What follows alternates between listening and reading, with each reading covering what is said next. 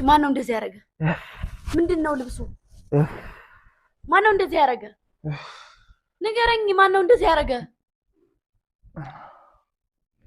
ይታል ማ ይታለብኝ ቢራ መጀመሪያ ቆይ ንገረኝ። ማን ነው እንደዚህ ያደረገ? አምጪው። ንገረኝ። ማን ነው እንደዚህ ያደረገ? ንገረኝ። ምን ሆነህ ነው? ምንድን ነው እንደዚህ ሆንከው? ለምንድን ነው? የግምጃ የዋህነት እኮ በጣም ነው የምገረምባት ማለት ነው። ምክንያቱም እንግዲህ አባ ኮስተር ፕራንክ እያደረጋት ነው። መግቢያውን አይታችሁ ከሆነ ለፕራንክ ነው ማለት ነው። ምክንያቱም ቻናሏ እንዲያርግላት እንዲታይላት። አሁን ባለፈው ለታ የሰሩት ቪዲዮ ወደ 100 ምናምን ሺህ ታይቶ አልገባችሁ እይታ እንዲኖረው ቫይራል እንዲወጣላት እንግዲህ እንደዚህ ሆኖ ፕራንክ አድርጓል ማለት ነው። እሷም ግን የዋህ ናት። የእውነት መስሏት ምግብ አመጣችለት፣ የሚለበስ አመጣችለት ምናምን። ብዙዎቻችሁ ደግሞ ባለፈው ለታ እህቷን እና እሷን ያደረጋችሁ ፕራንክ አለና በእንትን እያቀናበራችሁ ሌላ ነገር እያረጋችሁ ታወራላችሁ። እስማም ይቅር ይበላችሁ። እውነት ለመናገር ሰላም ጤና ይስጥልኝ። ውድና የተከበራችሁ የሁለገብ ቤተሰቦች እንዴት ናችሁ? ደህና ናችሁ ወይ? አለሁላችሁ። ደህና ነኝ እግዚአብሔር ይመስገን። በያላችሁበት ዓለም ዳርቻ ሁሉ ሰላማችሁ ይብዛልኝ። እወዳችኋለሁ፣ አከብራችኋለሁ ማለት ነው። ባለፈው አባ ኮስተር እህቷን እና እሷን ፕራንክ ባደረጋቸው ቪዲዮ ማርያምን ቲክቶክ ላይ ብትገቡ እንዴት አርገው እንዲያቀናበሩት እኔ ነገሩ ግራ ነው የገባኝ። እኔ ተመልሼ ሁሉ መጥቼ ቪዲዮውን አየሁ እስከ መጨረሻ። ግን እንደዚህ አይነት ነገር የለም ቪዲዮ ላይ ማለት ነው። ግን እናንተ ምን አይነት አስተሳሰብ እንዳላችሁ አላውቅም፣ እውነት ለመናገር ማለት ነው። የሰውን እርገት የማትፈልጉ ሰዎች ትመስሉኛላችሁ። አባ ኮስተር እንደዛ የሚያደርግ ልጅ አይደለም፣ ግምጃዬም እንደዛ የምትበገር ልጅ አይደለችም ማለት ነው። እናንተ ግን በሌላ መልክ አድርጋችሁ አምጥታችሁ ቲክቶክ ላይ እሷን ዝቅ ያደረግን መስሏችሁ ይመስለኛል እንደዛ የምታደርጉትና እግዚአብሔር ልቦና ይስጣችሁ እላለሁ በዚህ አጋጣሚ ማለት ነው። ሌላ ነገር ግምጃዬ ጎበዝ ልጅ ናት፣ ጠንካራ ናት። ፊት እየተፍጨረጨረች ነው። ማንም የማይኖረውን ኑሮ ነው ኢትዮጵያ ላይ እየኖረች ያለችው። ልንገራችሁ ብዬ ነው ማለት ነው። ዛሬ የለበሰችውን ነገ አትለብስም። የሚያምር ቤቷ ላይ ሁና ቅብርር ብላ እየኖረች ነው ያለችው። እውነቱን ነው የምነግራችሁ። ይልቅንስ ምን ልበላችሁ፣ በቃ እናንተም ጀግና ሁናችሁ ጎበዝ ሁናችሁ ካላችሁበት ነገር ወታችሁ እንዲህ እሷ ጎበዝና ጀግና ለመሆን መሞከር ነው ያለባችሁ እንጂ ሰውን ወደኋላ ለማድረግ ቲክቶክ ላይ የመጣችሁ ይሆን ያልሆነ ነገር ማድረግ ተገቢ ነው ብዬ በፍጹም አላስብም ማለት ነው። እና የዋህነቷን አይቼበታለሁ። አባ ኮስተርን በጣም ነው የምታከብረው የምትወደው። ብዙዎቻችሁ ደግሞ አባ ኮስተርና ስለ ግምጃዬ ሳወራ ወንድሟ እኮ ነው እኔ እኮ ባሏ ነው አላልኩም። አንዳንዶቻችሁ የምትረዱበት መንገድ ምን አይነት እንደሆነ አይገባኝም። እውነት ለመናገር እኔ እኮ ባሏ ነው አላልኩም እኮ እኔም ወንድሟ እንጂ ባሏ ነው አላልኳችሁም እኮ። ቢሆንስ ምን ችግር አለው? ምንም ችግር የለውም። ቢሆንም ምንም ችግር የለውም። እኛ ባል ነው አይሆንም፣ ፈጣሪ ባለው ነው እንጂ ገባችሁ አይደለ? ስለዚህ ብል ራሱ ምንም ችግር አያመጣም ልላችሁ ፈልጌ ነው። ብዙዎቻችሁ እኔ የምማቀው ወንድሟ መሆኑ ነው እንደ እናንተ እውነት ለመናገር ያው ግን የብዙዎቹ ምኞት ደግሞ ግምጃዬ አባ ኮስተር እንዲታገባ የሚፈልጉ ኦዲየንሶች አሉ። እውነት ተናገሩ ከስር ማለት ነው። ዋሸው አላሸው። ምክንያቱም ቲክቶክ ላይ ብትገቡ የእሷንና የእሱን አንድ መሆን በጣም የሚፈልጉ በጣም ሰዎች ስላሉ ለዛም ነው እንደዚህ ያልኳችሁ። ገባችሁ እንጂ ዝም ብዬ አይደለም። ቢሆኑም ደግሞ ምንም ችግር የለውም ብዬ ነው የማስበውና አባ ኮስተርና ግምጃዬ ጠንክራችሁ ስሩ። ይተዋችሁ፣ ጎበዙ ናችሁ፣ በርትታችሁ ስሩ።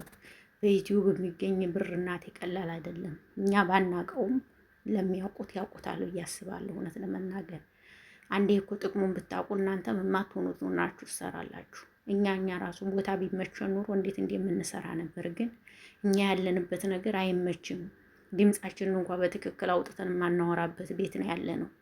ድምጻችንን እንኳን በትክክል የማንተነፍስበት ቤት ነው ያለ ነው። ገባችሁ? እንደዛ ሆነን ነው ተጨናንቀን እየሰራን ያለ ነው። እንዲህም ሆኖ ማለት ነው። ይህን አሁን የኔን ድምጽ ካያችሁ አንዳንዴ አይሰማም፣ አንዳንዴ ይሰማችኋል። የማይሰማበት ምክንያት ምንድን ነው? ብዙ አልጮህም። ገባችሁ? በቃ ይሆናል አይደለ? ቤቱ የተያያዘ ምናምን ከሆነ የምትኖሩበት ቤት ድምጻችሁን እንኳን በትክክል ለማውጣት አትችሉም። እንደዚህ ቀብረር ብላችሁ ማውራት አትችሉም። ድምጻችሁን ጎላ አድርጋችሁ ማውራት አትችሉም። ገባችሁ? ምክንያቱም ምን እየሰራሽ ነው፣ ምን እያረግሽ ነው የሚባል ነገር አለ እዚህ ጋር ማለት ነው። እኛ ምንም ነገር እንድንጠቀም አይፈልጉም እዚህ ጋር የእነሱን ስራ ብቻ እንድንሰራ እንጂ ምንም ነገር እንድንጠቀም ፈቃደኛ የማይሆኑ ሰዎች አሉ። ገብቷቸዋል ብዬ አስባለሁ። አሰሪዎቻችን ማለት ነው የራሳቸው ስራ እንጂ እኛ ሲጀመር ስልክ ይዘን ራሱ ሲያው ብዙ ነገር ነው የሚሆኑት ማለት ነው። እውነት ለመናገር እኔ 2 ጊዜ ነው 3 ጊዜ ስልክ ሰብሬያለሁ። ለምን ካላችሁ ደግሞ ሳላይ ውዬ ምናምን በቃ ላይ ብድግ ሳረግ ነው ሴትዮዋ የምትመጣው እውነት ለመናገር እና ብዙ ጊዜ ስልክ ጥያለሁ ማለት ነው።